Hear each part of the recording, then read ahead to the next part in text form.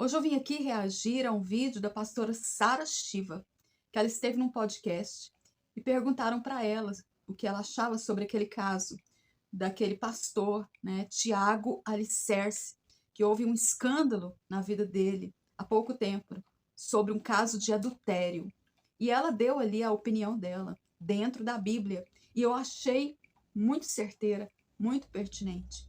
Então eu vim aqui mostrar para vocês e depois também eu vou falar o que eu penso sobre tudo o que ela falou. Vamos assistir ao vídeo dela? O que ele está falando ali, em primeiro lugar, Deus usa até a mula de Balaão. Ser usado por Deus, como ele já pode ter sido usado, não significa ser aprovado por Deus. Isso só se aprende quando você tem discipulado. Porque essa é uma pregação que 99% dos pastores não quer pregar de púlpito, porque é uma pregação indigesta. Então é uma pregação para discípulos. Você está cuidando das pessoas, está discipulando, você vai ministrar. Eu recebi esse tipo de ensinamento não só no púlpito, mas dentro do discipulado. Não pense que porque Deus te usou, isso significa carimbo de muito bem servo, bom e fiel, muito bem filho, está aprovado. Mateus 7:21. Nem todo aquele... Não é isso?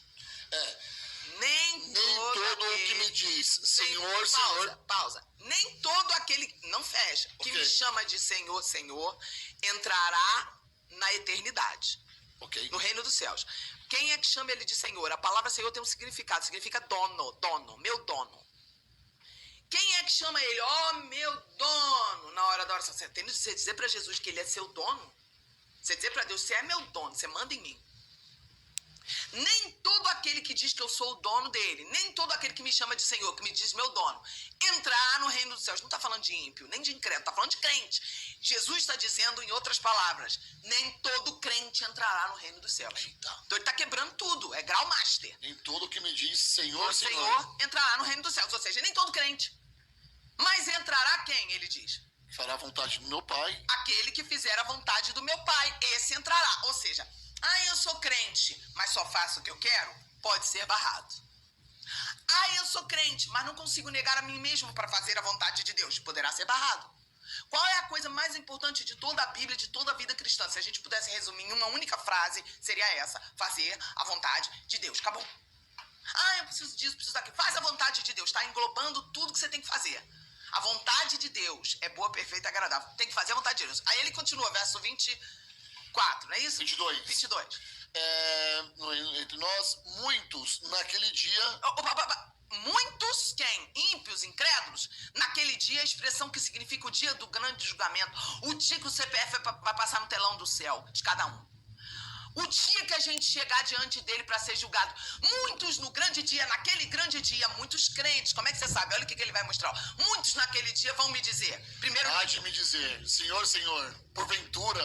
Primeira coisa, Senhor, Senhor, ou seja, é crente. É quem chama ele de dono. Sim. Porventura, primeiro nível de crente. Porventura, não temos nós profetizado em teu nome? Primeiro nível de crente que todo mundo pode ser, pessoa que profetiza. Eu abro a minha boca e declaro: São Paulo é do Senhor, Deus vai fazer uma grande obra de restauração na nossa nação, Brasil é do Senhor, vai melhorar o nosso país. Qualquer um pode abrir a boca e profetizar. O nível número 1 de crente. Segundo nível.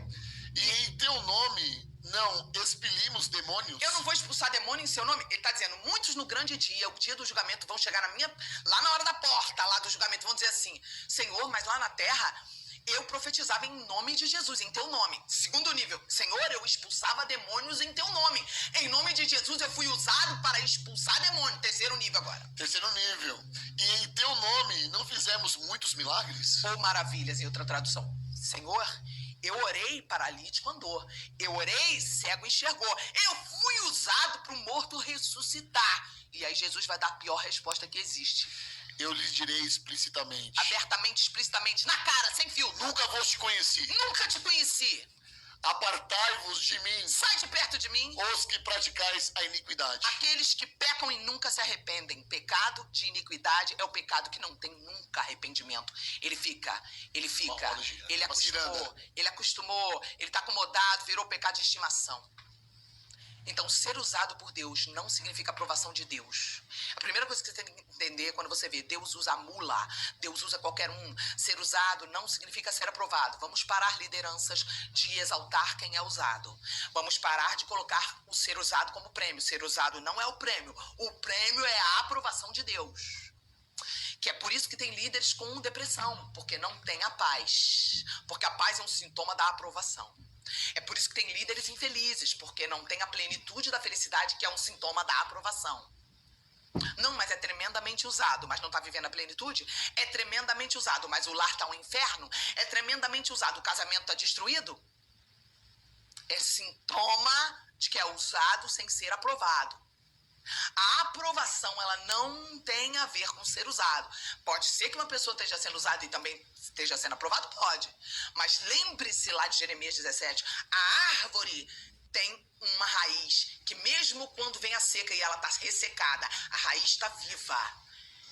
E ela não morre, porque é o caráter que ninguém vê, é a aprovação que ninguém vê. É o crescer pra que baixo, ninguém vê, é o ser usado. O ser usado é a árvore todo mundo vendo. E o aprovado é aqui embaixo, quando ninguém está vendo. É Jeremias 17.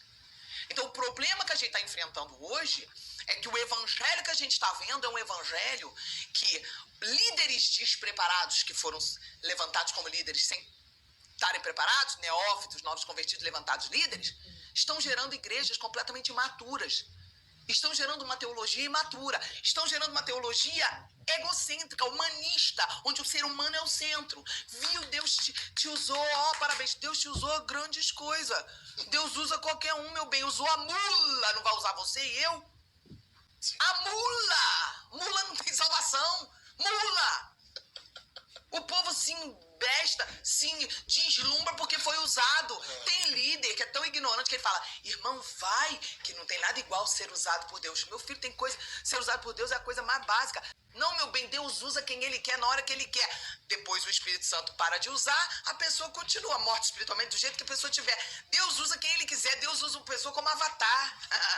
Falta de discernimento. Ele é Deus. Existem líderes, como foi o caso, provavelmente, eu não conheço a história desse cara, mas eu posso imaginar que o provável engano que ele entrou foi esse.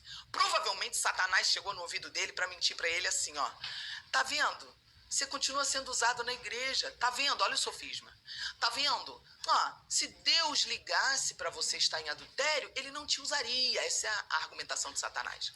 Vai cauterizando. Isso. Não tem problema não. Deus te entende que você é ser humano, que é difícil. Deus entende. Mentira. É Satanás que está falando isso na cabeça da pessoa. Ser usado por Deus não significa aprovação de Deus, mas... Jesus falou que se conhece a árvore pelo fruto. E hoje nós estamos vendo muitos frutos podres no meio da igreja de Jesus. No meio do povo que se diz povo de Deus. Irmãos, não vos enganeis com pessoas que têm uma boa oratória, com aqueles que se dizem teólogos, que chegam nos púlpitos e fazem aquelas pregações que até parece que é santo. Mas nós vivemos tempos de muita informação. Eu mesmo já preguei várias vezes e eu sei o que isso significa. Significa que a pessoa estudou. Significa que ela foi a fundo naquele assunto que ela vai falar. Que às vezes a pessoa nem conhece a Bíblia, nem leu a Bíblia inteira, mas ela quer pregar sobre um assunto.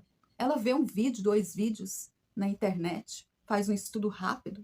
E ela ali já é treinada para ter uma boa oratória, para impressionar as pessoas. E aí você olha e pensa, nossa, que homem de Deus, que mulher de Deus. Mas não foi isso que Jesus falou, que era para a gente prestar atenção na pessoa que prega bem. Pelo contrário, Jesus disse que aqueles que fazem boas obras, que têm bons frutos. Qual é o primeiro fruto que a gente deve analisar na vida de uma pessoa? A obediência. A obediência à palavra de Deus, aos ensinamentos de Jesus. Não vos enganei, não vos deixais enganar. Vamos começar um tempo onde nós vamos ter inteligência, visão do Espírito Santo para olhar e saber discernir. Eu sei que está muito difícil nós acreditarmos, darmos crédito a alguém. Mas Deus tem os dele, sim. Mas nós não podemos nos enganar com homens e mulheres que falam palavras bonitas. E a vida deles é uma bagunça. A vida deles é um engano, é uma vergonha para o evangelho. Não. Às vezes a pessoa é simples, às vezes não sabe nem conversar, mas tem bons frutos, tem uma vida de bons frutos. Essa pessoa é de Deus.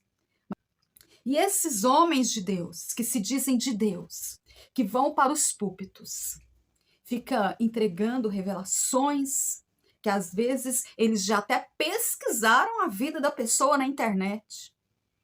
E sabe de tudo. Entrega o número de CPF, nome de parente.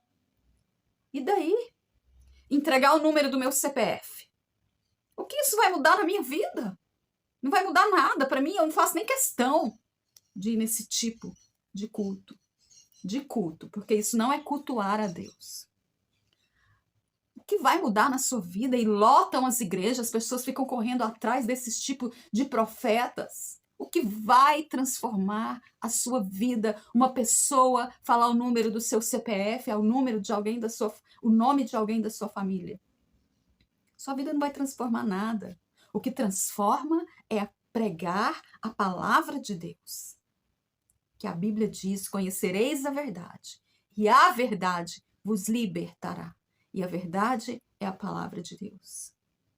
Não vamos mais dar créditos a essas pessoas que só envergonham o evangelho e que têm uma boa oratória. Não estou falando que uma pessoa que é de Deus não pode ter uma boa oratória. O que eu estou falando é que isso virou uma profissão, que as pessoas estudam. Irmãos, eu já fiquei sabendo de uma escola de teologia que os professores colocavam os alunos para pregar para as árvores. Sabe para quê? Para ter prática. É tudo uma questão de prática. E as pessoas querem estar na mídia, as pessoas querem fazer sucesso, querem estar na boca de todo mundo. Aí elas vão e se profissionalizam. Mas isso não quer dizer que servem para ser exemplos da Igreja de Jesus. Exemplos indicativos de bons cristãos. Não. Seja você um bom cristão. Tenha você bons frutos. E não vamos mais ficar dando crédito a nomes de homens e mulheres que estão escandalizando a Igreja de Jesus. Porque Deus tem os dele. E eu creio que você é um dos de Deus. Então, a partir de hoje, nós vamos nos esforçar para ser verdadeiramente de Deus. Ainda que nós não fizemos sucesso, não estamos na mídia, mas lá no céu, o nosso nome é famoso. Está escrito no livro da vida. É isso que eu desejo para você e para mim. Vamos nos esforçar e não vamos mais nos deixar enganar por espíritos enganadores. A palavra da pastora Sara Shiva, realmente uma palavra muito certeira. Ela falou o que muitas pessoas não falam.